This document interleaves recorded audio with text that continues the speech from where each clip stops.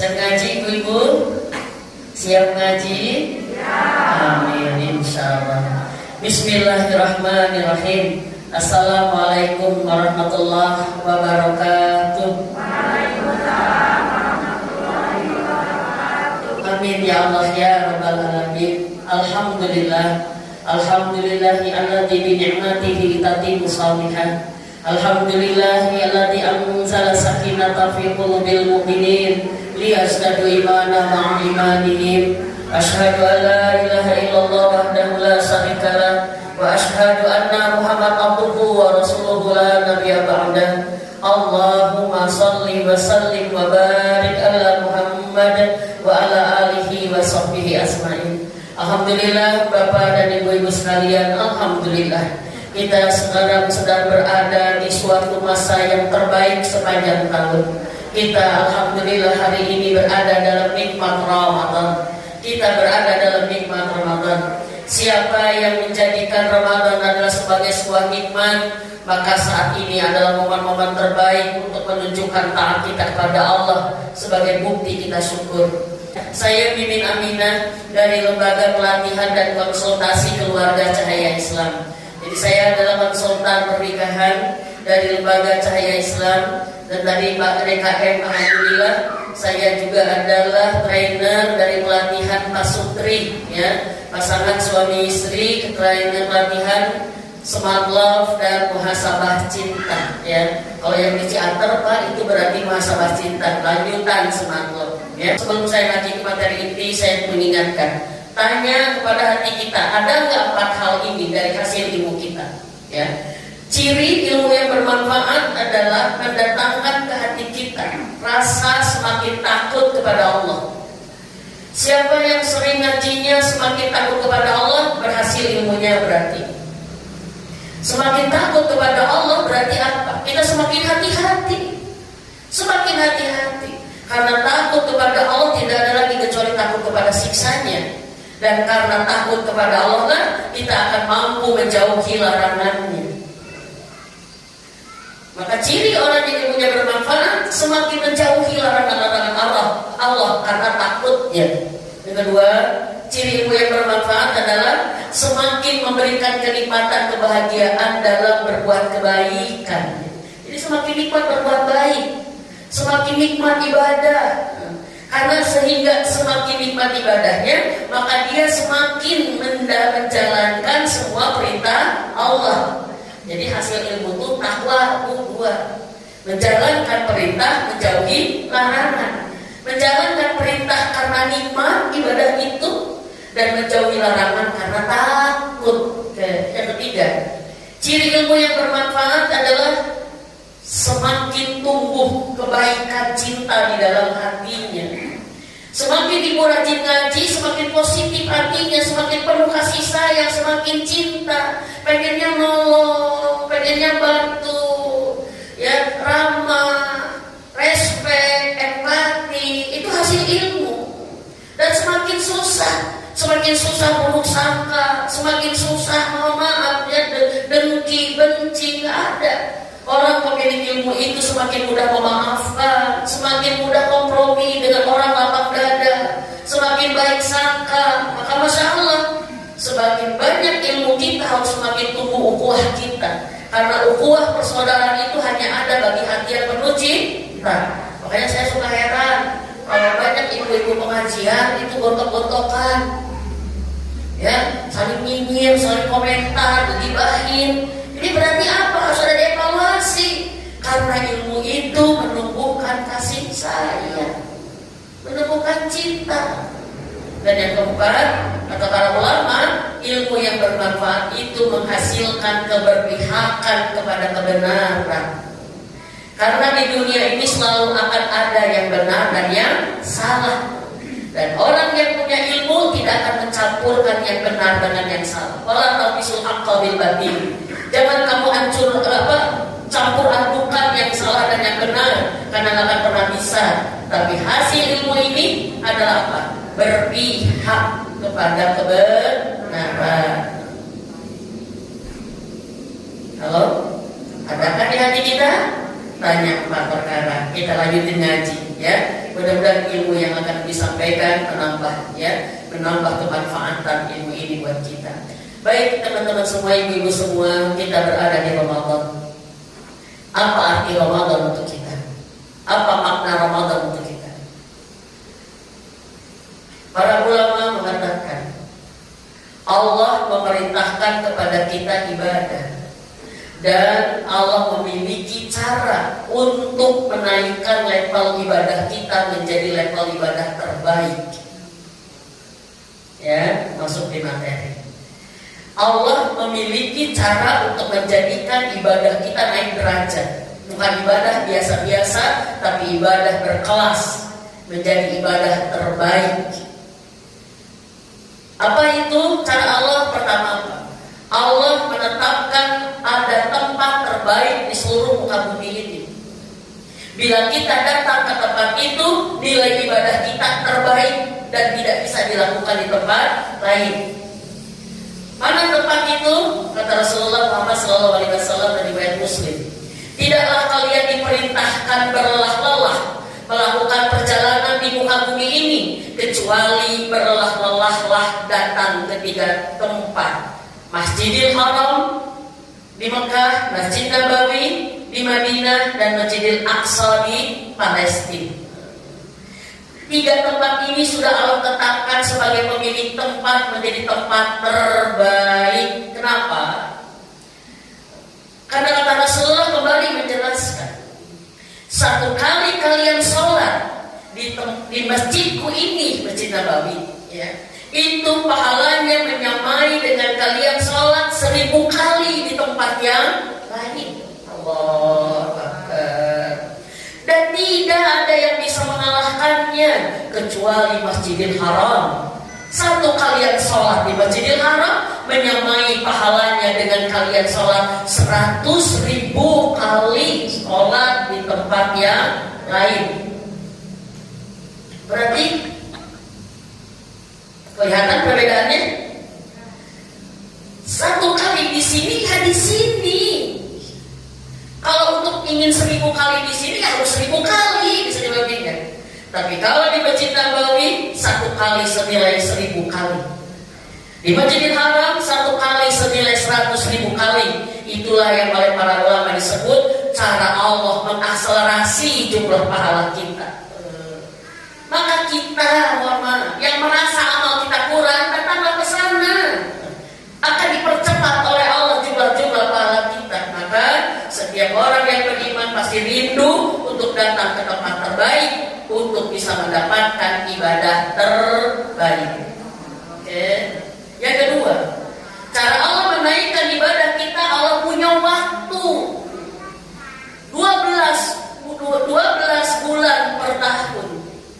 Ya, sehari 24 jam, tapi dari waktu setahun itu Allah tetapkan ada waktu-waktu terbaik, dan yang paling terbaik adalah Ramadan. Waktu terbaik di Ramadan adalah waktu untuk terbaik bagi ibadah kita. Ibu-ibu semua, saya ingin menyampaikan, apakah semua yang mendapat yang terbaik bisa jadi terbaik? Belum tentu. Apakah semua yang ke Masjidil Haram yang sudah haji dan umroh jadi terbaik? Belum tentu. Apa yang menyebabkannya? Apa yang menyebabkannya? Yang menjalaninya. Kita datang ke tempat terbaik nggak akan jadi terbaik kalau kitanya nggak jadi terbaik menjalaninya. Begitupun Ramadan.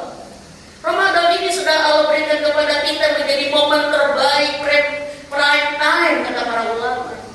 Waktu terbaik untuk meningkatkan kualitas ibadah kita. Subhanallah, nggak ada waktu yang lebih baik lagi dari Ramadan. Saya sedikit mengulang mungkin ibu-ibu yang sudah tarik Ramadan. Mana indikasi waktu terbaik untuk ibadah Ramadan ini? Rasulullah menjelaskan dengan sangat gamblang luar biasa. Hanya di Ramadan surga itu dibuka oleh Allah.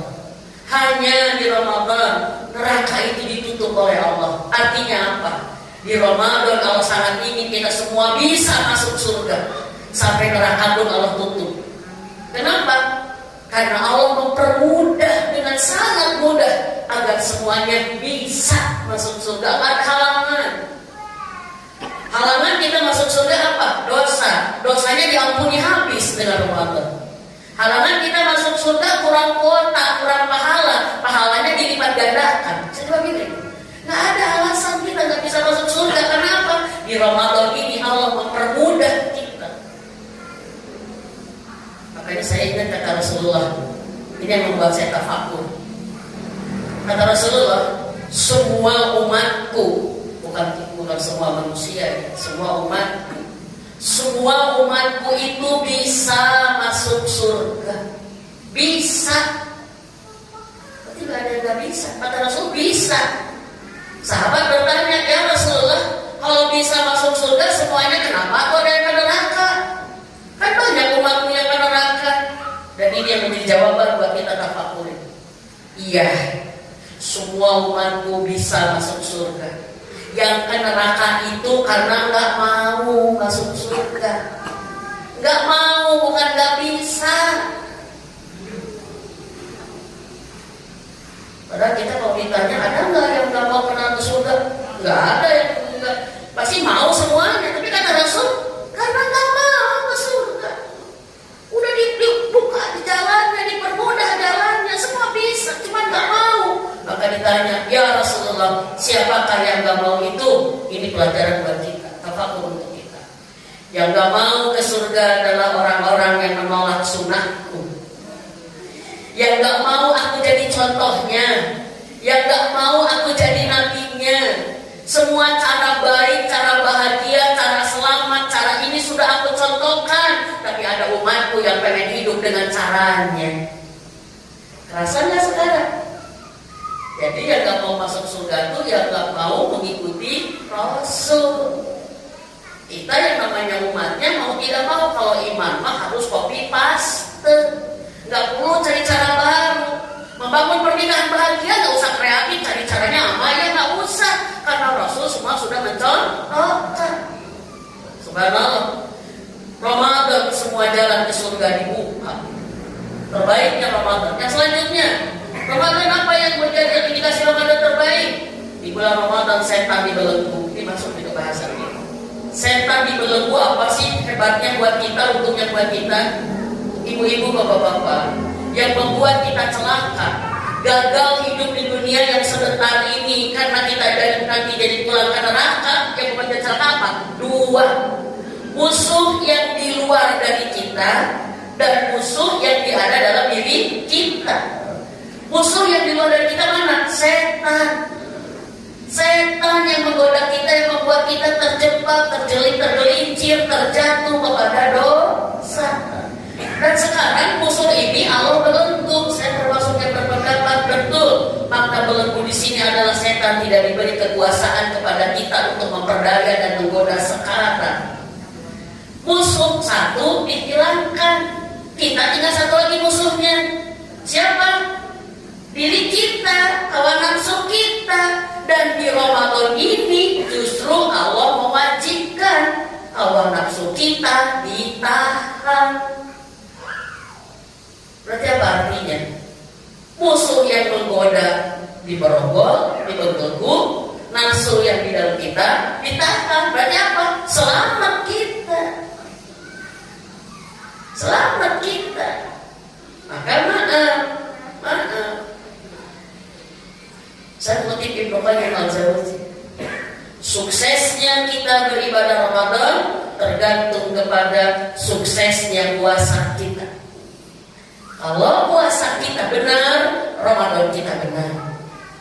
Kalau ibadah Ramadan kita salah, pasti dimulai dari puasa kita yang salah. Dan puasa yang salah siapa? Puasa yang tidak menahan hawa nafsunya. Ini kita kembali masuk ke Ramadan. Kita sedang punya waktu terbaik untuk meningkatkan ibadah kita terbaik. Dengan cara apa? Terbaik puasa kita.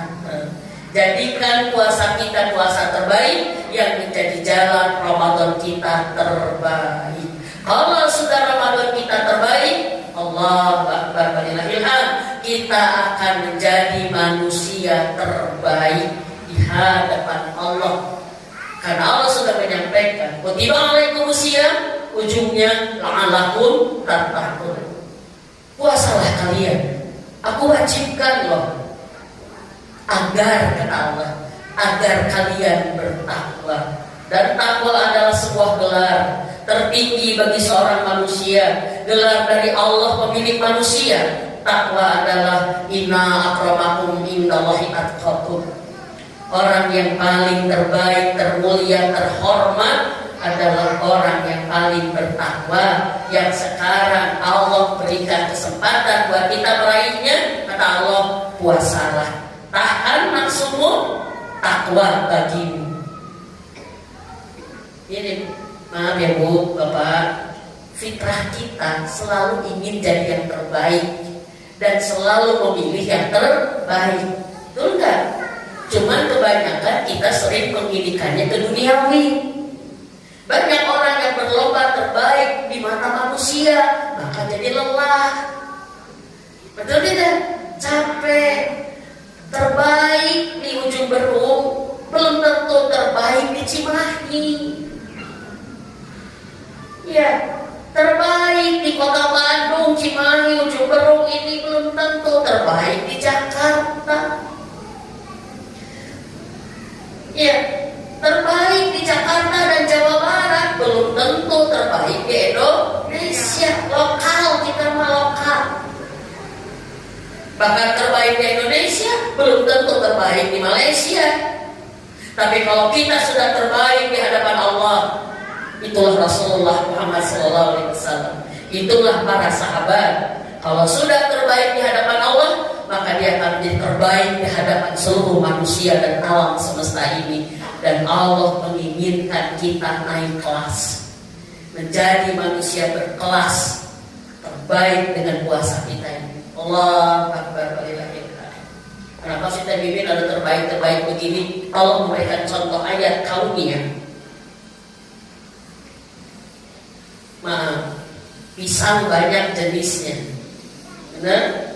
Tapi ada pisang terbaik, ada pisang biasa, ada pisang kurang baik, benar kan? Maaf, harga pisang kelutuk dengan harga pisang tanduk.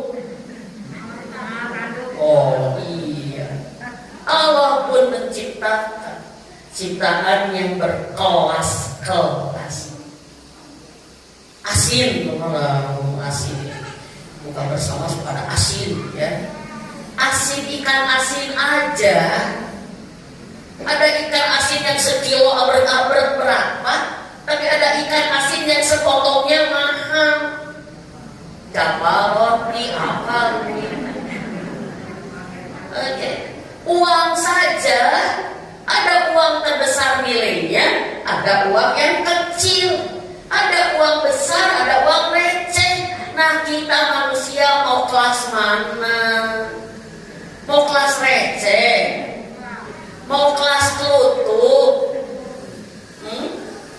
Atau mau kelas premium? Kata Allah, takwa kamu. Dan itu dicapai di bulan Ramadan dengan saum kita. Dan saya mengutip, kalau kita saum sudah diterima, maka semua ibadah Ramadan kita akan mudah kita laksanakan.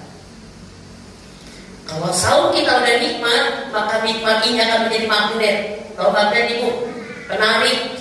Akan nikmat ke sholat, akan nikmat ke Quran, akan nikmat sedekah, akan nikmat zikir, akan nikmat tobat, nikmat semuanya. Dan orang yang sudah mendapatkan kenikmatan Ramadannya karena benar saumnya, maka dia sudah mendapatkan semua kebaikan Ramadannya itu. Dan Rasul mengatakan, seandainya manusia tahu kebaikan yang Allah berikan kepada mereka dengan Ramadan, pasti mereka meminta kepada Allah agar sepanjang tahun itu Ramadan semuanya. Allah Akbar. Cuma masalahnya karena hadis ini dibuka dengan seandainya manusia tahu, berarti banyak manusia yang tidak tahu nilainya. Kalau sudah tidak tahu nilainya, berarti tidak menghargai nilainya. Maaf saya agak contohnya kalau kurang berkenan, tapi ini yang paling mudah saya analogkan. Kalau ada monyet, ya, monyet ditawarin suruh memilih uang 100 ribuan segini, digepok baru, ya, pilih sama kamu. Uang 100 ribuan segini dengan pisang sesisir. Monyet masih pilih mana?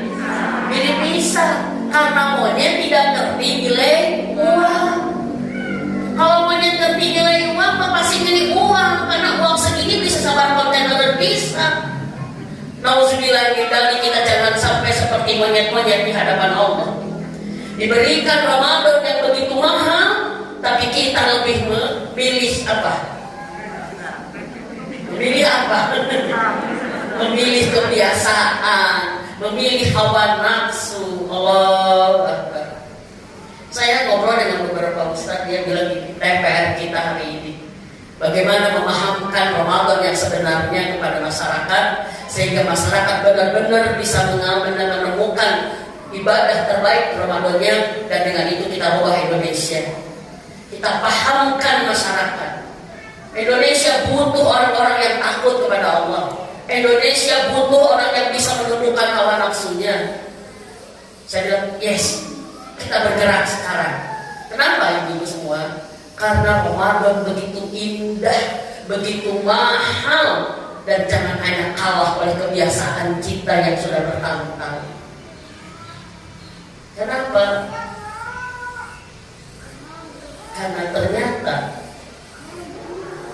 kebanyakan dari kita belum baik Ramadannya, karena belum benar puasanya, sehingga belum diterima puasanya.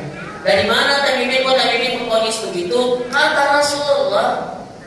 Rasul sudah menyebutkan, kebanyakan manusia berpuasa tapi tidak mendapatkan pahala apa-apanya, kecuali hanya mendapatkan lapar dan haus saja.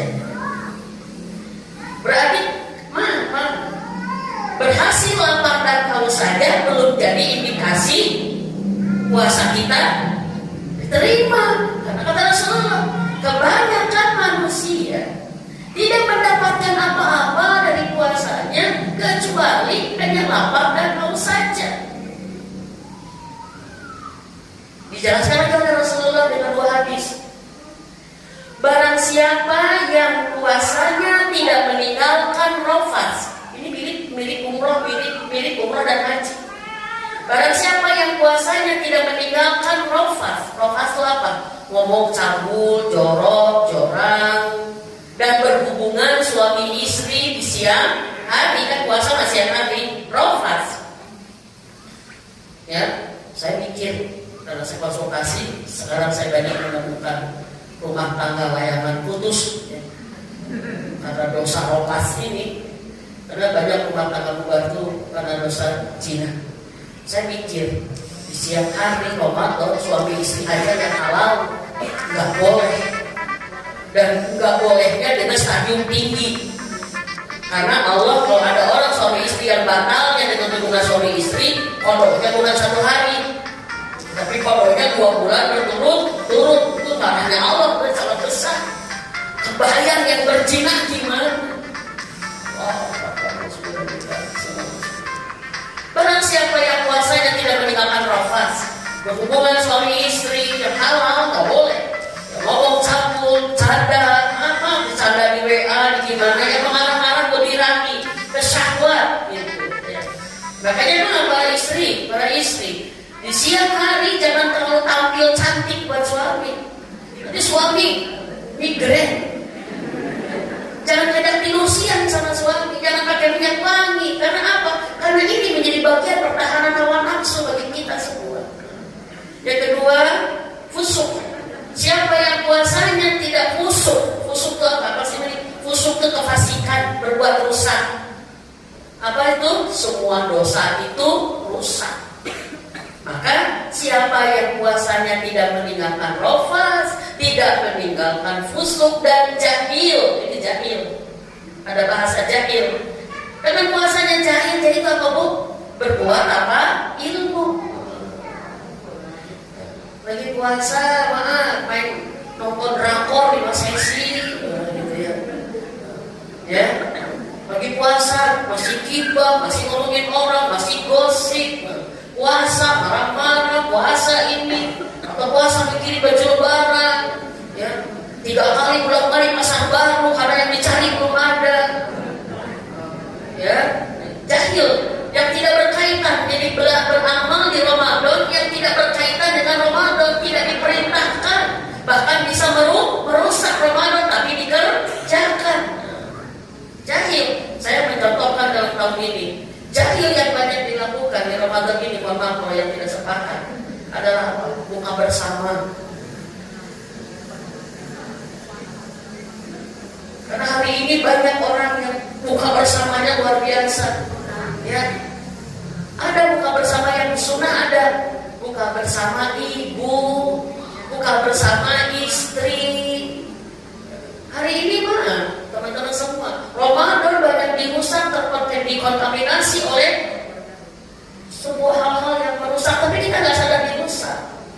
Ya, bagaimana Ramadan dimulai iklan dengan marjan, itu kan berarti makanan kan gitu ya, dengan fashion show, dengan obral segala macam. Kenapa? Ini menjadi bagian kejahilan ada. Ada ibu-ibu yang ke istri ke suaminya bilang, ayah, aku minta izin ya, dari tanggal 7 sampai tanggal 15 aku buka bersama. Dengan siapa aja, kata suaminya. Emang ayah aja yang buka bersama, aku juga punya dong. Kata suaminya, udah aku jangan besok, aku di rumah, aku baru mau buka di rumah, kamu mau buka di luar. Nggak bisa dong, ayah harus fair kita. Kemarin aku mau biarkan buka bersama, sekarang aku kan dong. Kata suami, kamu kok gitu sih? Ya iyalah, sama punya hak. Udah itu. Tidak halal seorang wanita, seorang istri keluar dari rumahnya tanpa izin suaminya. Katanya suaminya, udah kamu nggak bisa, aku pengen ini. Nggak bisa. Dimana aku aja. Udah. Kata suaminya, kalau aku bukan di mana, aku di luar aja sih. Kamu di mana aja, keluar lagi cok. Sok, cari kemana deh? Biar aku juga bisa keluar. Kata istrinya. Terus kata suaminya, anak-anak di mana? Dikeibuin aja. Kenapa dia dikeibukan? Kata suaminya, ya Allah kamu gaul ya sekarang. Udah buka bersama bandel dari suami, sudah membebani orang tua, nitipin anak, udah tidak sholat maghrib, di jamaah aja, hati-hati loh. Nggak ada ini boleh jamaah dalam sholat, dalam acara itu, makanya harus cari tempat yang bisa sholat. Ada ruratnya, nggak ada mau kena jamaah aja. La haula wala quwwata illa billah. Udah sholat nggak jelas, ngobrolnya kemana-mana. Udah gitu apa pulang diantarin suami orang, sempurna itu dosa Ramadan. La haula wala quwwata. Tapi banyak kan yang tidak merasa rusak. Ramadan adalah saat-saat luar biasa, momen terbaik untuk ibadah terbaik. Mudah-mudahan kita yang bersyukur dapat momen terbaik ini untuk bisa menunjukkan ibadah terbaik. Kita ngerasa nggak Ramadan ini momen terbaik buat nilai ibadah kita? Kalau kita analisa teman-teman semua, ternyata suasana Ramadan hampir mirip suasana tanah suci. Karena memang ada kemiripan syariat, Allah sedang menetapkan terbaik. Maka yang paling beruntung hari ini adalah orang yang di Ramadan ini umrah paling beruntung. Maka pahalanya luar biasa. Siapa yang berumrah di bulan Ramadan, maka pahalanya seperti haji bersamaku. Allahu Akbar. Karena tingkatnya beda. Ternyata aura Ramadan itu benar sama dengan tanah suci. Mohon maaf. Saya memiliki pembanding. Saya pendamping haji dan umrah. Ya. Alhamdulillah saya setahun 4 kali, 5 kali ya ke tanah suci. Ya. Alhamdulillah.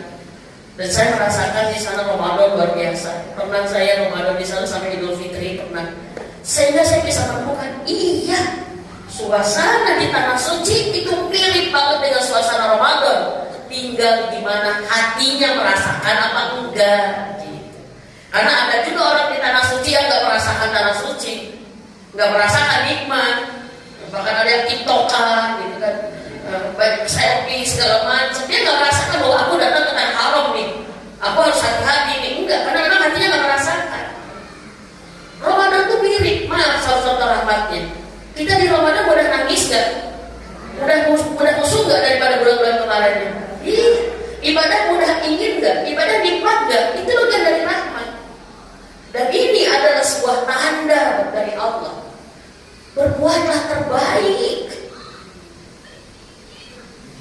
karena kamu sedang di waktu terbaik untuk ibadah kita. Nah, saya mau nanya sama teman-teman semua yang ada di sini. Dengan Ramadan, Allah memberikan kesempatan terbaik untuk menjadi hamba yang terbaik. Kalau kita sudah menjadi hamba terbaik, maka kita akan selesai dunia ini. Allahu Akbar. Kalau udah takwa, dunia gak akan bikin stres.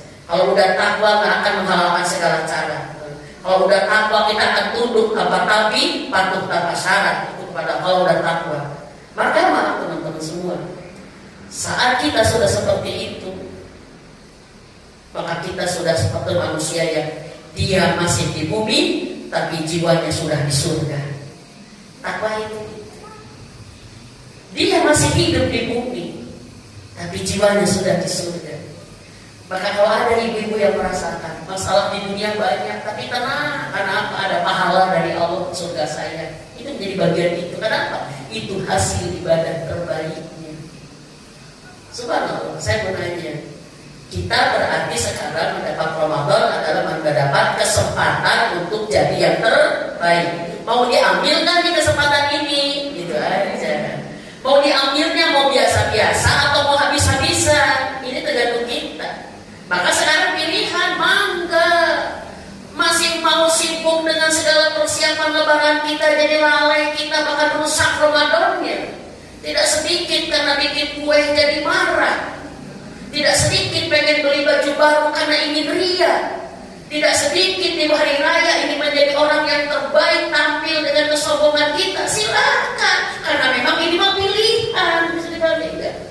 Kalau mau yang terbaik, ya lakukan, manfaatkan terbaik. Kalau mau biasa-biasa, ya silakan. Bahkan kalau mau nia-niakan juga, mangga, bukan orang yang rugi. Bisa dibandingkan. Saya mau nanya sama Bapak Ibu semua, kita usia tahun ini berapa tahun? Saya di sini lihat wajahnya rata-rata sudah di atas 50-an. Benar nggak? Nah, jangan ada yang aku 17. Oke, saya ngetes. Siapa di sini yang umurnya di bawah 40 tahun? Benar kan? Gak ada yang ngaca. Dua minoritas ya. Di bawah 40 tahun. Berarti rata-rata sudah di atas. Baik. Siapa di sini yang usianya di atas 45 tahun? Di atas 45 tahun. Di atas 45 tahun berarti 50 juga di atas 45. Oh, ini awet muda ya, kalau mengacurnya. Baik. Kenapa saya nanya ini? Karena saya akan memberikan contoh dengan mayoritas kita. Seandainya umur kita tahun ini 50 tahun. Dan dulu kita balik di usia 15 tahun. Berarti Ramadan tahun ini adalah Ramadan ke-35 kali di masa balik. 50 dikurangi 15 kan 35. Berarti 35 kali Ramadan kita dihisab.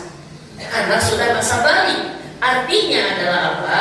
Berarti sudah 35 kali Allah memberi kesempatan kepada kita untuk menjadi yang terbaik. Allahu Akbar walillahil hamd. Apakah kita sudah menjadi terbaik dan lebih baik sesuai dengan kehendak Allah? Dan ternyata teman-teman semua, ibu bapak semua, Ramadan kita lebih banyak daripada Ramadan Rasulullah Muhammad SAW. Ramadan Rasulullah lebih singkat dari kita. Tapi karena setiap Ramadannya terbaik, Allahu Akbar.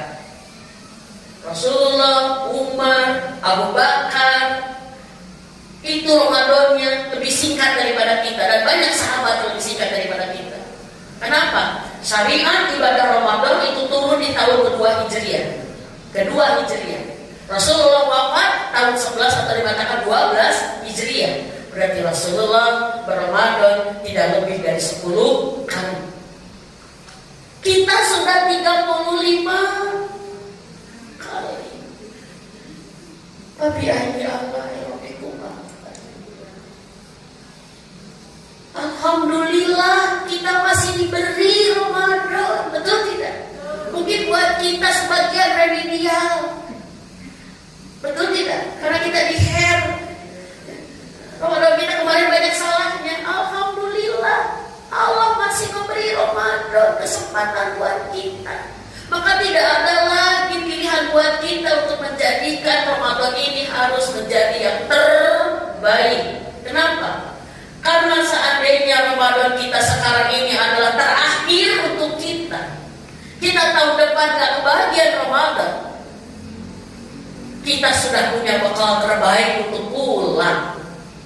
Sering lagi, Ramadan menjadi bekal terbaik untuk pulang karena di Ramadan kita punya pahala terbaik.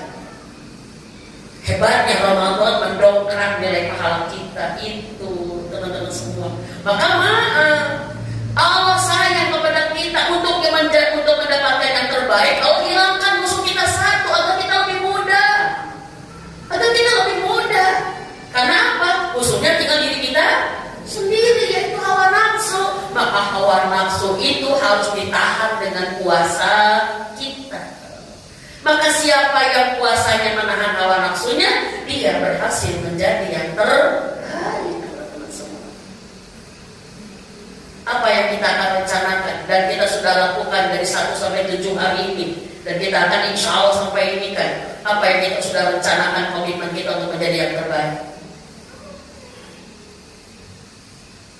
Di zaman Rasulullah, Abu Talha berkata di zaman Rasulullah, kami itu bersama Rasulullah dan kami itu mohon maaf bersamanya saling bersaing dalam kebaikan. Jadi para sahabat itu saingannya amal soleh gitu. Kalau ada yang lebih soleh kejar lagi. Kalau kita kan tidak hari ini. Saingannya apa? Tas, bagus. Dia Erli loh. Berapa? 15 enggak. Aku 25. Hah? 25 juta? Tapi kamu kalah loh. Dia udah sepitong. Saking pitong ya. Dia 60 loh. Hah? 60? Wah tadi kalah sama dia. Berapa itu? 300. Wah. Kata Syahrini, aku dong. Kan kalah. Kita bersaing mobil, bersaing perhiasan, bagus-bagus penampilan, paling licin kulit, itu kan gitu ya. Oke. Dan nyata di zaman Rasulullah, para sahabat saat itu bersaing dalam kebaikan, amal soleh. Ada Abu Talha mengatakan, ada 2 sahabat yang aku perhatikan, mereka solid banget, dan mereka saingan amal solehnya ketat sekali, ketat atau baik ininya. Mereka ikut berperang bersama Rasulullah dalam sebuah peperangan, kata Abu Talha, dan salah satu di antara mereka sakit, wafat dalam peperangan. Itu yang gak sahih nangisnya kejer. Aku kalah, karena dia sudah punya syahid. Pahala syahid itu tidak bisa dikalahkan dengan ibadah apapun, kata dia. Qadarullah, sahabat yang hidup ini, yang satu ini kata Abu Talha, wafat setahun kemudian.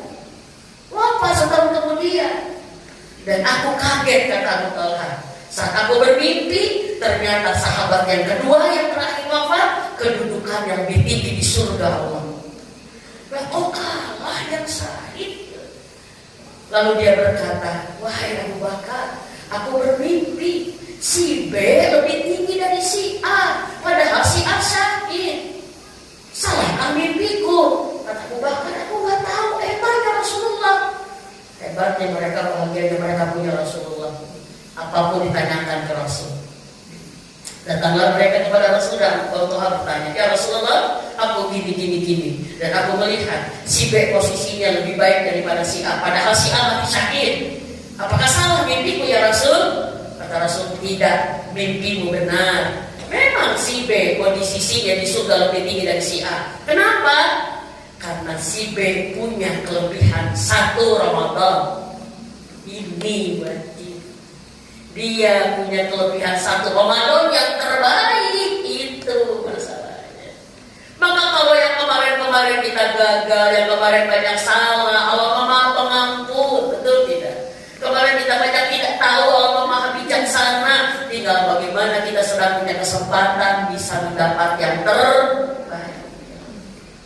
Terbaik saum kita, terbaik Quran kita. Dan maaf teman-teman, para sahabat dan para ulama mengejar yang terbaik itu mereka mati-matian. Mengejar untuk jadi yang terbaik itu mereka mati-matian. Imam Syafi'i, ya subhanallah, kata Rasulullah, karena kan ini saya sebelum Imam Syafi'i, Rasul ditanya, ya Rasulullah, siapakah orang yang paling baik puasanya? Siapakah orang yang paling baik pahala puasanya sehingga dapat pada pahala terbaik? Ini jawaban dari Rasulullah. Orang yang paling baik pahala puasa dan puasanya adalah orang yang selama puasanya paling banyak zikirnya. Ternyata para ulama menafsirkan zikir di sini adalah yang paling banyak interaksi dengan Quran. Maka terbanyak khatamnya, terbanyak tadaburnya, terbanyak menghafalnya, ini menjadi kelas terbaik. Maka pantas Imam Syafi'i 1 Ramadan, 1 bulan Ramadan khatamnya 2 kali sehari. Berarti 60 kali Imam Syafi'i, Sufyan Ats-Tsauri, Imam Bukhari, mereka, saya baru terkejut saya waktu menemukan keterangan itu. Mereka sahabat Rasulullah, para sahabat dan para ulama itu berubah pola hidupnya, aktivitasnya dari Ramadan. Berubah. Mereka kebanyakan meliburkan amal soleh yang lain untuk bisa fokus dalam kondisi puasa mereka dengan Quran. Kenapa Quran? Imam Hasan Al-Basri mengatakan, kalau kamu ingin berbicara dengan Allah, menumpahkan rasa curhat, ngeluh, ngadu, lapor, kalau kamu ingin bicara dengan Allah, maka sholatlah. Kita kalau lagi sholat terasa sedang bicara dengan Allah, bukan? Ya, saya katakan kepada Bunda Sekali semua jawaban ini. Kalau ada di antara kita yang sampai seusia ini belum tahu arti bacaan sholat, berarti ilmu yang utama buat kita adalah belajar bacaan sholat. Kalau ada di antara kita yang sampai seumur ini belum tahu arti bacaan sholat, berarti kita belum tahu arti ngomong apa kita kepada Allah. Wajib setiap majelis taklim, ya, prioritas ibu prioritas adalah mengetahui arti bacaan sholat. Kita kira-kira enak ngomong nggak dengan orang yang nggak ngerti bahasa kita? Enak ngomong nggak? Kita nggak bisa ngobrol nggak dengan orang Jerman yang dia nggak bisa Indonesia? Sudah, kita juga nggak bisa Jerman. Dan kalau kalian, kata Imam Hasan Basri, ingin Allah bicara kepada kalian, maka bacalah Quran. Maka kenapa saum terbaik itu ditandai dengan ahli Quran, ahli zikir? Karena dia banyak mendengar Allah bicara. Mudah-mudahan kita diberikan kemampuan bahasa Quran, ya, arti bahasa Quran, sehingga kita paham. Tapi ada mujizat Quran ya, nggak ngerti juga kadang-kadang nangis menangis, betul tidak? Itulah mujizat. Maka ibu-ibu semua, ternyata orang yang terbaik ibadah puasa adalah yang banyak zikirnya dengan Quran. Maka para ulama, Abu Bakar termasuk Abdurrahman bin Auf, selama Ramadannya dia meliburkan dari aktivitas-aktivitas yang mereka khawatir melalaikan dari ibadah Ramadan. Mereka khawatir merusak ibadah Ramadan. Ini ternyata substansi dari puasa. Maka orang yang puasa sibuk dengan Allah. Kalau nggak sholat Quran, kalau nggak Quran zikir, kalau nggak zikir ke pengajian, kalau nggak ke pengajian ilmu, baca segala macam, itu yang tidak akan terganggu. Maka hawa nafsu kita mengajak kita sibuk dengan yang lain. Saya kalau kadang pergi umrah kepada ibu saya suka bilang, ibu kerjakan yang bisa dikerjakan di sini saja. Kalau yang bisa dikerjakan nanti aja. Ibu di sini hanya bisa tawaf, hanya punya majelis Arab itu aja. Jangan mikirin belanja dulu, belanja mah bisa nanti. Apa fokus meng saya bilang. Yang bisa dikerjakan sekarang aja. Yang bisa nanti mah nantilah. Tapi udah susah hawa nafsu kita ini. Maka maaf ibu-ibu, salah satu kunci sukses Ramadan kita ketat dengan waktu. Apakah waktu kita habis untuk apa? Ini menjadi kualitas kita. Ibu ya, subhanallah. Siap jadi yang terbaik? Siap. Ternyata baik saya mengesensinya rukiahnya. Dimulai orang yang puasanya terbaik pasti diterima oleh Allah. Puasa yang seperti apa yang diterima? Abu Qudamah menyebutkan 3 ciri buat kita nih. Kalau puasa kita, maksud kita terima apa enggak ya? Kan kita nggak tahu ya. Maksud kita terima apa enggak ya? Dikasih tahu ciri-cirinya. Ini menjadi parameter untuk kita. Ciri orang yang puasanya diterima dengan zikirnya yang banyak, pada itu apa? Dengan puasanya dia menahan seluruh hawa nafsunya. Menahan. Kan saum itu artinya menahan. Hawa nafsu itu semuanya.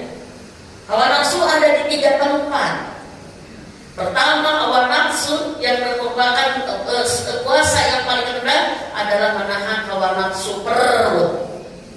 Menahan hawa nafsu perut tandanya adalah tidak makan dan minum di siang hari, ya Bu, dan tidak makan minum berlebihan saat berbuka. Itu menahan hawa nafsu perut. Kebanyakan di kita bisa menahan hawa nafsu tidak makan dan minum di siang hari, nanti nunggu buka, tapi semua keinginan makan di siang hari dieksekusi saat berbuka. Benar nggak? Ibu lihat channel sekarang jam 12, nggak mungkin makan cendol sekarang. Tapi apa? Dibeli, nanti makannya buka. Mending kalau cuma cendol, ada gorengan, gehu pedas, mendoan, ada rujak cuka, ada cireng, ada anak-anak sebelah. Akhirnya serba ada. Karena diada-adakan. Ini kategorinya belum masuk menahan hawa nafsu, tidak makan dan minum berlebihan saat berbuka. Berlebihannya 2, berlebihan jenis menunya, tadi yang serba ada, ya, dan berlebihan volumenya yang masuk. Makanya mah cuma dengan asin dan kangkung, sederhana, tapi 3 piring. Hawa nafsu perut. Yang kedua, hawa nafsu tubuh, anggota tubuh. Hawa nafsu di mata ada hawa nafsunya? Ada. Cirinya ada hawa nafsunya, ada muatan dosa. Menahan hawa nafsu mata. Gimana caranya Teh Mimin? Saya nanya gini. Dengan melihat apa kita jadi dosa, itu aja. Berarti jangan dilihat. Dengan mendengar apa kita jadi dosa, berarti jangan didengar. Tahan. Dan ini kalau mendengar gibah dosa nggak dosa. Apalagi ikutin mulutnya, dosa lagi 2. Bu, tahu nggak? Enggak. Ibu mau tahu nggak? Enggak. Saya nggak mau mendengar. Ini mah update terbaru. Ya apa-apa. Udah. Dengan melihat apa kita jadi dosa, tahan berarti. Kita lihat status orang jadi dosa, jadi ibadah, soleh. Kalau melihat status orang jadi dosa, ya tahan. Ini mau kok dosa tapi tidak terus. Ada ibu-ibu yang status, ada temennya, bismillah buka barokah dengan ayam bakar. Langsung komentar, yang gini aja dibilang-bilang, udah dosa. Mana apa, biarin aja.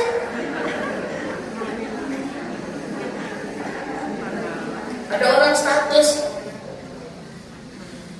enaknya Ramadan ini makanan apa ya? Dia kan mikir nanya, kita komentar, ya gitu aja dipikirin, ya sudah.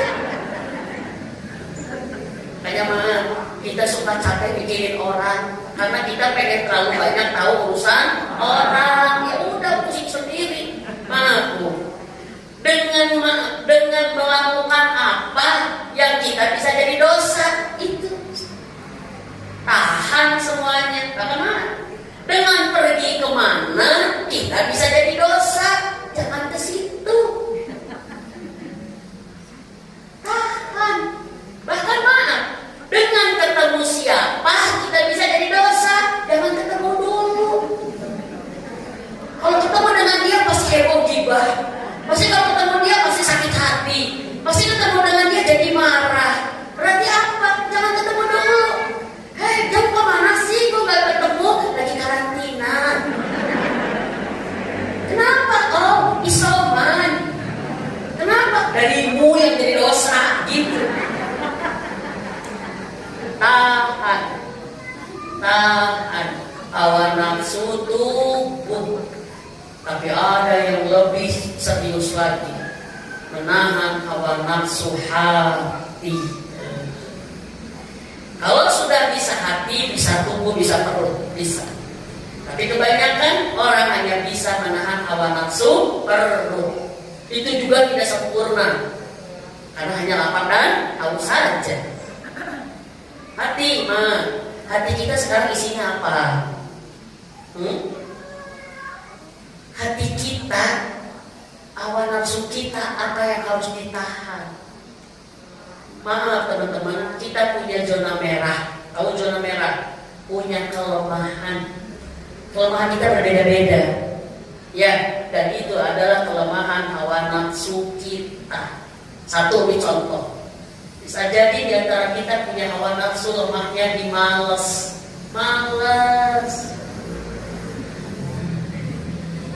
Aduh, pengen tahajud tapi pusing. Aduh, pengen ngatamin Quran tapi pegel. Pengen pengajian tapi capek, lutut sakit. Atau ibu ambil pahalanya dengan sedekah tapi sayang, nggak kemana-mana, malas, lemah. Karena ibu tak ada urusan, enggak, kurang enak badan. Oh iya, agak pusing ngomongin. Saya duluan ya bu. Yang lagi datang, bu nggak ada urusan, ayo bareng. Enggak, tadi juga sih ibu itu aja, tapi kurang enak badan. Oh iya, duluan ya bu, tak ada urusan. Ada ketiga, bu nggak ada urusan. Enggak, gitu sama sih juga nggak ada urusan. Kenapa? Mau cari itu.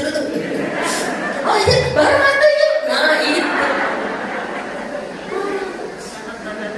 Lemahnya sama ibadah, tapi kuat untuk hawa nafsu. Apakah kita ada di situ zona merahnya? Oke, bukan. Gua akan bimbing saya, alhamdulillah. Males sudah lewat. Apa tuh? Ya itu tadi saya kelemahannya, gampang marah. Saya tadi kalau udah marah saya ngomongnya lost control, dan suami saya aja habis. Berarti di situ kita. Oh enggak teh, alhamdulillah teh. Kalau saya mau marah juga, biar udah sadar, semoga lebih tenang teh. Malas enggak, alhamdulillah karena ngaji saya hijrah. Tapi saya punya ini teh apa? Suka pengen dipuji aja. Itu hawa nafsu kita. Suka pengen the best aja, nggak boleh ada yang kalah. Oh enggak, kalau saya sih nggak dipuji, enggak, cuman panasan. Semua yang dilihat pengen diikutin. Ya itu hawa nafsu kita. Kalau saya sih cuma dengki aja. Susah kalau lihat orang senang, dan senang kalau lihat orang susah. Kenapa ya? Itulah hawa nafsu kita. Alhamdulillah, saya mah dengki enggak, hawa nafsu marah enggak, malas apalagi, cuma kikir. Ya itulah hawa nafsu kita. Enggak sih teh, kalau saya enggak. Cuma ini teh susah melupain mantan. Nah, itu parah. Susah. Atau mungkin ada di antara kita dengan hawa nafsu sombong, selalu meremehkan orang, berkelas-kelas, tidak rendah hati, kita ada sombong. Hati-hati teman-teman. Di antara hawa nafsu yang paling menghabiskan ini kita adalah sombong. Apa itu sombong? Menolak kebenaran dan meremehkan manusia. Meremehkan manusia. Hati-hati. Saya pengen sekali solusi kuah ini hilang dengan Ramadan. Solusi masalah kuah ini. Kenapa? Hari ini PR kita suka membeda-bedakan orang. Kita berkelas-kelas orang. Kalau dia berhadapan dengan orang yang di atasnya, dia minder. Tapi kalau dia berhadapan dengan orang yang di bawahnya, dia sombong. Maka kata Pak Ali, orang yang punya sombong pasti minder. Tergantung dengan siapa dia ketemu. PR itu. Karena kita banyak nyakitin orang. Dan udah di ujung burung gak ada. Tidak ada klasifikasi manusia menurut kita. Ada manusia premium, senyum kita juga premium. Ada manusia standar, ada manusia di bawah kelas. Capek bu, mau hidup itu. Kalau ketemu dengan yang sama-sama premium, Assalamualaikum, apa kabar? Ketemu dengan yang di bawah, Waalaikumsalam. Langsung berubah, capek kan? Capek. Kenapa? Ini hawa nafsu. Dan yang paling ini adalah hawa nafsu banyak keinginan. Ini yang sudah tunjukkan. Maka puasa adalah menahan hawa nafsu yang di hati. Maka kalau kita sudah berhasil sebulan ini menahan hawa nafsu hati, semuanya akan terasa nikmatnya. Dan saat Ramadan pergi akan ada kepedihan luar biasa. Sedihnya kehilangan momen terbaik, tapi akan ada sebuah yang menggembirakan karena Allah sudah menjadikan kita takwa. Saat takbir berkumandang Allahu Akbar, Allahu Akbar, Allahu Akbar, La ilaha illallah, Allahu Akbar, Allahu Akbar, walillahil hamd. Dia kembali fitrah karena Allah yang besar, dirinya kecil dengan segala hawa nafsu. Itu pemenang sejati dan itu yang harus kita raih. Ibu, bisa dipahami? Dan saya terakhir di sini ingin menyampaikan bahwa di bulan Ramadan ini kita jangan kehilangan amal terbaik yang ketiga. Tadi kan amal terbaik bila datang, tempat terbaik, bila dilakukan di waktu terbaik, dan bila dilakukan kepada manusia yang menyebabkan Allah mengangkat derajat pahala kita menjadi amal terbaik. Siapa manusia itu? Bagi seorang perempuan, yang pertama adalah suami, kedua adalah orang tua, ketiga adalah anak-anak keluarga. Kita beramal kepada mereka, itu amal kita sangat besar pahalanya. Saya selalu menyampaikan. Tapi kalau untuk suami, yang terbaik ada yang pertama adalah ibunya, bapaknya, yang kedua baru istrinya, yang ketiga anaknya. Maka saat jangan saingan dengan mertua, karena mertua adalah nomor satu bagi suami. Maka salah satu istri yang soleha adalah istri yang mendukung suaminya berbakti kepada ibunya. Itu, maaf ibu-ibu, kita, saya dikatakan, amal soleh kita itu seperti nilai mata uang. Sama nggak nilainya uang 2.000 dengan uang 100.000? Tidak sama. Kalau uang 2.000-an untuk jadi 100.000 harus berapa lembar? 50 lembar. 2.000-an, 100.000. Kalau uang 100.000 bisa 100.000, ya 1 lembar. Bisa dibagikan. Artinya apa? Kalau kita mau beramal mencapai 100.000 dengan uang yang recehan, berarti harus 50 kali. Bisa dibagikan? Saya. Oke? Suami kita itu 100.000 yang Allah berikan kepada kita untuk menilai pahala kita. Maka kalau ibu-ibu punya suami, punya ibu, orang tua, punya anak, berarti ibu punya 300.000. 3 kali beramal ke orang itu sudah 300. Tapi beramal ke orang lain harus banyak. Mas katakan, ibu membuat teh manis untuk suami ibu. Bisa jadi pahalanya tidak terkalahkan ibu dengan membuat ratusan teh manis buat Jumat barokah. Maka tertipu kalau ada ibu-ibu antusias bikin Jumat barokah, tapi suaminya terlantar. Karena memang hawa nafsu kadang-kadang membuat kita beramal semau kita. Dan senang aku bikin Jumat barokah mah. Ada ibu begini, kenapa ibu lebih senang berbuat pada orang lain? Sama orang lain mah dihargain saya teh, dipuji, diapresiasi. Tapi sama suami boro-boro, nggak dihargain dan ini nggak pernah ngomong terima kasih. Makanya saya tidak tertarik. Saya bilang fokus, suami kita 100.000. Ibu mau amal receh mau yang 100.000. Saya nggak maaf, saya bilang ibu-ibu kalau saya suruh milih, ibu milih mana bu? Uang 2.000-an yang baru. Jeger ya bu ya. Nanti lebaran kan kalau leger itu gak cukup. Lebaran kecil kan tidak mau kusut, tidak mau dilipat ya. Baru dengan uang 100.000 yang kusut, kumal, begini-gini. Ibu pilih mana? Kenapa? Karena kita fokus kepada nilainya. Fokus kepada nilainya.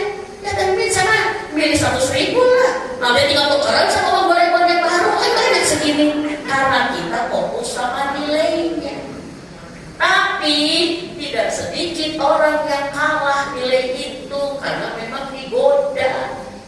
Banyak suami yang tidak mudah dibuat baikin.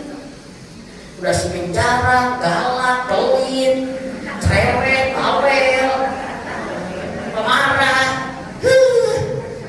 Kalau nyuruh serba salah, saya bilang itu ibu berarti punya 100.000 yang butuh. Tapi bersyukurlah masih punya 100.000. Ibadah kita nggak terlalu capek. Saya mah tanya hati ibu yang tidak punya suami. Sedih karena dia kehilangan 100.000. Makanya senangnya bikin Jumat barokah aja. Kenapa? Memang gak ada 100.000. Apalagi ibunya udah gak ada, anaknya sudah jauh semua. Dia harus berusaha dengan nilai-nilai ini. Maka yang masih punya bersyukur. Itu cara kita mengumpulkan pahala dengan mudah. Cuman hari ini banyak yang tidak paham. Next kita ngaji ya, insya Allah. Kita bikin kelas istri. Karena hari ini banyak para istri yang tidak sadar punya suami itu punya surga terbesar. Gak sadar. Makanya senangnya apa? Kerjain deh. Posyandu dikerjain, Arisa, semua. Suaminya semakin terlantar aja suaminya. Gak betah di rumah gitu. Gak masalah, kerjakan yang lain juga silahkan. Tapi satu, jangan meninggalkan 100.000.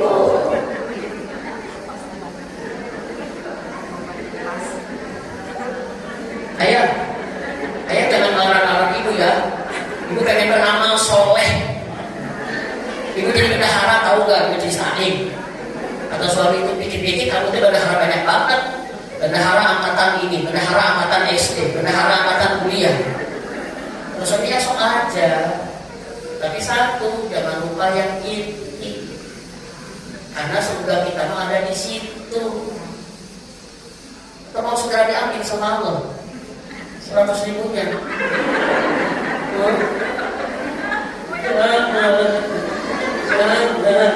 Ya udah, ayo manfaatin. Berarti apa Bu? Beramalan yang banyak. Selain sholat kita, ngaji kita lagi ngaji tadarus. Sehari 3 juz. Ini masih ada 7 halaman lagi. Suami kalau taraweh, Bu, mikirin aku surah Bu, aku haus. Bentar. 5 halaman lagi. Ya begitu rumusnya. Karena Allah sudah menetapkan terbaik amal kita adalah suami. Maka maaf Ibu, kalau kebanyakan kita diuji suami, karena memang untuk mendapatkan 100.000 itu sulit daripada mendapatkan 2.000. Ujiannya juga besar. Maka maaf, fokus, jangan lihat bututnya, dilihat 100.000-nya. Nanti pas ketemu kita, hai 100.000 gitu. Ya. Ayo nanti mau dibikin apa ya? Buka ya. Tumben kamu nawarin 100.000. Allah kita agak jadi hamba Allah. Enak. Cuma kita kadang-kadang gak langsung mau Allah, semau kita. Emang amal kita karena siapa? Ya karena Allah. Ya. Dan maaf Bu, kalau sekarang kita punya 100.000 butut, kita punya Ramadan, berdoa agar yang butut ini dibaikin. Kan Allah maha bolak-balik hati. Betul tidak? Iya. Yaudah, capek saya. Ya, udah satu jam setengah saya ngomongnya. Tapi bisa dipahami kan? Esensi Ramadan adalah bulan terbaik untuk mengangkat derajat kita. Dan bulan Ramadan terbaik bisa didapat dengan puasa terbaik. Dan puasa terbaik bisa dicapai dengan menahan hawa nafsu. Jadilah orang-orang baru ya. Istilah Ramadan. Gak apa-apa bajunya mah masih itu, tapi yang penting hatinya, hati yang baru ya. Apalagi dengan baju baru, luar biasa, wajahnya bersinar ya, bercahaya karena Allah telah menerima ibadah Ramadan. Baik ibu-ibu itu saja. Panitia boleh saya minta tolong minta buku ke Abah, judul saya bukan nawarin buku ya, tapi nanti ininya di luar. Boleh minta tolong saya di belakang tadi minta buku. Bukunya dibawa aja teh. Saya menulis buku semalam, ibu-ibu sampaikan sekali mah. Salah satu target saya adalah kita berhasil memasuki surga dengan mudah dengan jadi istri yang salehah. Ya, maka kita perlu triknya. Insyaallah ya ibu, saya pengen kesini lagi ngaji lagi ya. Suatu saat saya kalau nggak salah Julhijjah atau Muharram atau Rajab atau depan lagi kita ngaji lagi. Kenapa? Saya pengen satu. Kita pengen ngaji fokus kita wanita, kita punya peran besar. Yaitu apa? Istri, ibu. Kita sukses di situ, sudah kita sukses di kelas prioritas kita. Insyaallah. Baik ibu-ibu, waktu 5 menit sebelum saya berdoa, ada yang mau bertanya kah pada saya? Maka ibu barangkali ada yang ingin ditanyakan. 2 kemungkinan kan ya kalau nggak ada yang nanya. Paham sekali dan bingung sekali. Mudah-mudahan bukan bingung ya. Kalau ada yang nanya. Udah bukiwal. Siap. Ini ibu usia 60 lebih ya. Ya Bu ya. Assalamualaikum warahmatullahi wabarakatuh. Bu Ustazah, gimana kalau misalnya suaminya nggak mau ibadah sholat misalnya, jadi cara istrinya gimana cara ininya? Siap. Sudah lama nggak sholatnya? Sudah lama. Dari dulu gitu. Iya. Berarti udah puluhan tahun nggak sholatnya? Iya. Allah. Tapi susah dirajikan juga. Sudah ya. Baik. 2 pilihan bagi seorang istri apabila punya suami mengerjakan dosa besar. Sholat termasuk, tidak sholat termasuk dosa besar. 2 pilihan. Dia bisa minta pisah kepada Allah, jadi menjadi hak cerai. Ya, boleh minta pisah. Kan maaf ibu-ibu. Kan dalam hadis Wanita tidak akan mencium bau surga bila minta cerai tanpa alasan yang diterima, dibenarkan oleh syariat. Berarti kalau ada alasan yang bisa diterima oleh syariat, itu berarti menjadi hak yang boleh diambil. Oke? Ya, suami berzina, suami ini itu kan. Tapi kalau kalau suami beda agama, suami dukun, itu sudah tidak ada pilihan, harus bisa beda gitu. Ya, termasuk berzina juga. Kalau benzinanya berzina banget, itu An-Nur ayat 2 maksudnya. Laki-laki berzina untuk perempuan berzina dan perempuan musyrik. Perempuan berzina untuk perempuan untuk laki-laki berzina dan laki-laki musyrik. Yang demikian diharapkan bagi seorang wanita mukmin. Nah, ibu misalkan ada suami yang tidak sholat, ditanya, "Pak, ibu kita bisa?" Boleh. Itu menjadi hak kita. Ya. Tapi kalau ibu memilih bertahan, itu pun boleh. Karena mungkin ibu nanti akan beruntung dengan dia karena ibu punya penanggung jawab di akhirat. Makanya saya selalu mengatakan, kalau suami kita punya kesalahan, kita keburukan, di mana yang kita masih bisa sabar, gitu ya, bisa bertahan, usahakanlah bertahan. Kecuali kalau kita mau stres, mau gila, jangan. Kalau mau jadi gila, jangan bertahan. Tapi kalau kita masih bisa bertahan, kenapa? Karena agar di akhirat kita punya penanggung jawab. Dan kita punya tameng ke neraka, ya dia gitu. Iya. Udah gak sholat, gak mendidik gitu. Kalau udah kayak katanya gak salah. Kenapa? Kalau udah disuruh-suruh. Ya kita gak salah, gak berdosa kita. Gak dosa. Kita justru punya dia karena kita punya penghalang dari api neraka. Karena dia yang banyak dosanya gitu. Kalau kita sanggup, mampu, sabar, bertahanlah. Tapi kalau tidak bisa bertahan, tidak bisa sanggup, jangan coba-coba. Jangan sampai kita jadi dosa gara-gara dosa di dia. Gitu. Karena maaf Bu, ini yang menjadi saya sabar buat para ibu yang punya suami, maaf, yang memujinya luar biasa. Tapi kita kok masih bisa, Mimin? Tahanlah kalau bisa. Nanti Allah yang menolong kita. Ya. Kenapa? Nanti di akhirat kita akan ditanya sama Allah. Kenapa kamu gini? Kita tinggal enak. Suami kita di situ. Kenapa kamu gini? Tuh. Kenapa ibadah kamu kurang benar? Tuh, gitu aja kok. Kayak kita belanja di supermarket sepuasnya. Ambil yang banyak, 7 troli gitu. Pas bagian-bagian, bu banyak. Tuh, kan enak. Artinya apa? Bertahanlah kalau kita bisa. Kalau memang sabar, karena agar kita di akhirat punya penanggung jawab. Sudah baik? Siap. Nomor ibu dan doakan terus suaminya agar sholat. Doakan karena mendoakan suami itu menjadi bagian ibadah kita. Tapi satu saya rumus. Ada ibu yang tanya, ini kenapa saya doain suami itu kok main kabul-kabul aja ya? Saya suka nanya, ibu mendoakan suami dengan suasana hati seperti apa? Kalau ibu gak doakan dengan ya Allah, suami saya beri hidayah tuh ya Allah. Berdoakanlah dengan lembut, dengan penuh cinta, karena kita mencintai dia. Ya, doakan. Siap. Ya, terus siap. Ada lagi pertanyaan ibu? Udah ya, mau pulang saya. Sudah ada yang nanya lagi, jangan ada yang nanya lagi. Kita mau berdoa yuk. Sip. Oh iya. Saya ada buku saya.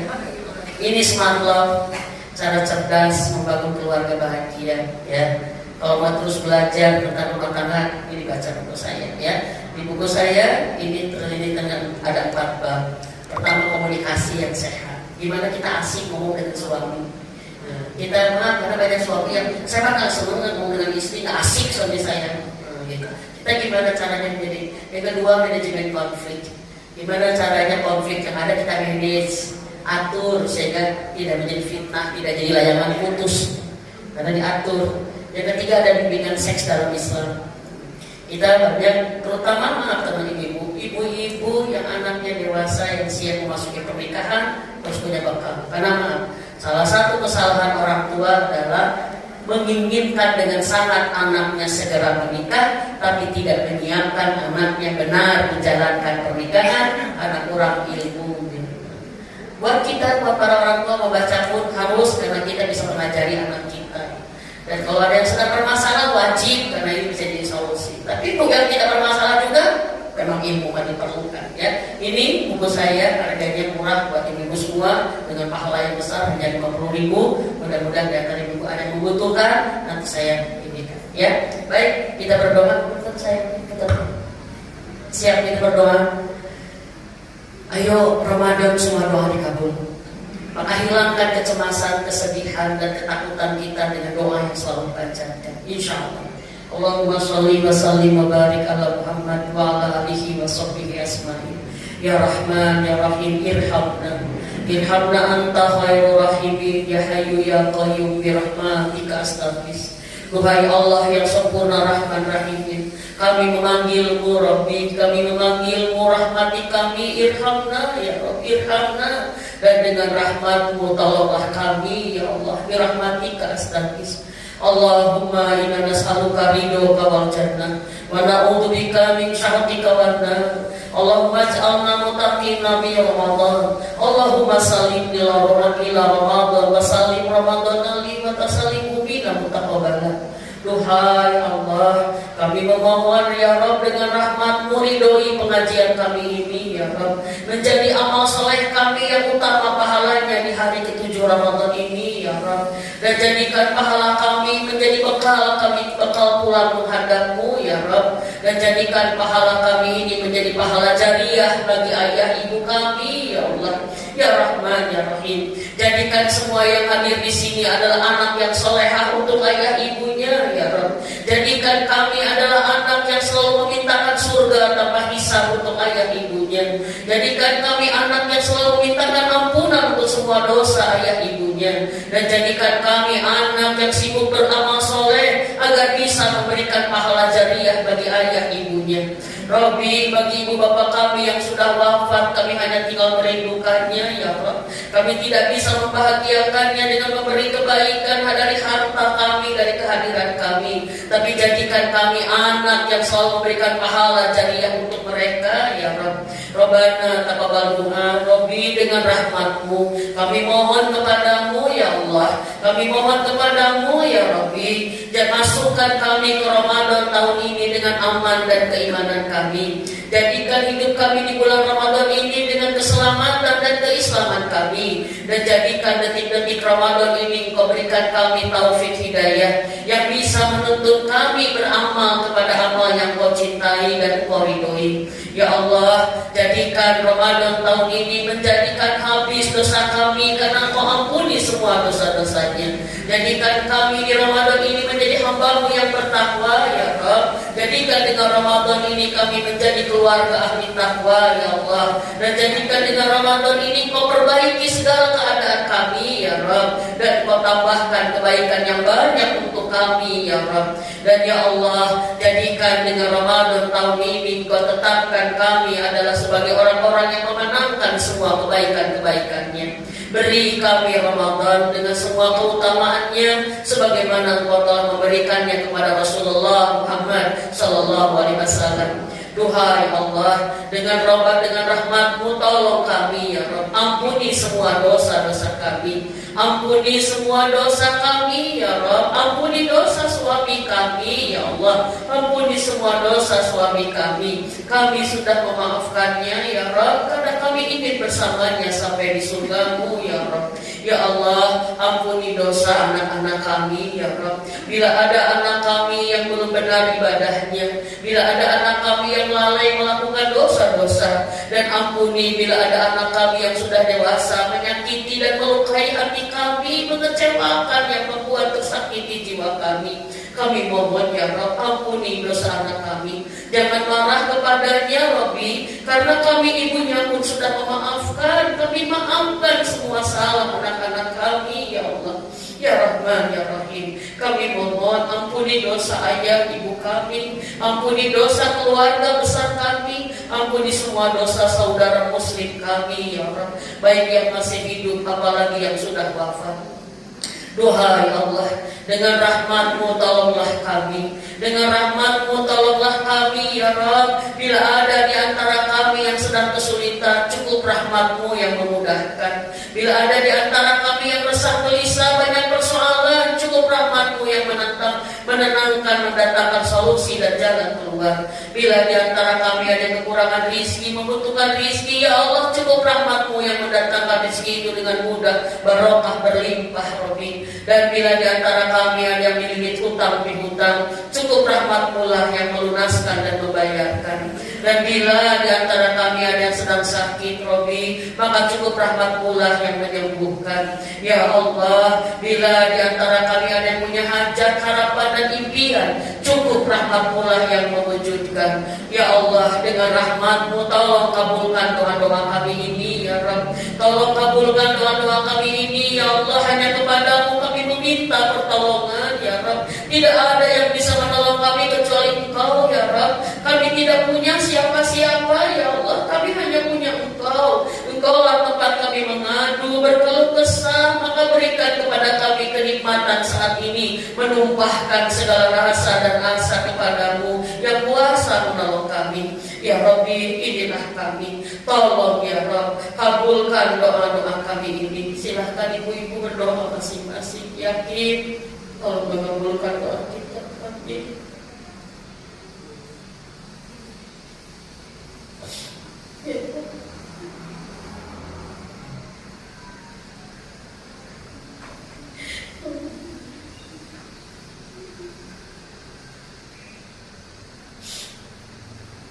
Rabbana atina fid dunya hasanah wa fil akhirati hasanah wa qina adzabannar.